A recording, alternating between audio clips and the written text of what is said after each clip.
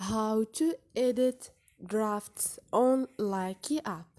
Hi guys, in this video I will show you how to edit drafts on Likee app easy and quick. So first thing, go to your Likee.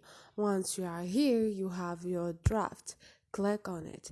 In here you have edit, tap there, choose the draft, select one draft you want to edit, and now or you can just click on the draft, wait for a second, and here you can edit your draft by click on it.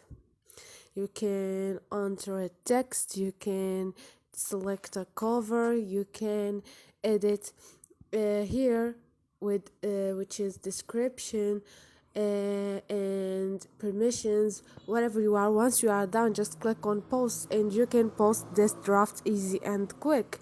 So this is it guys, hope this video was helpful. If it was, don't forget to subscribe and like.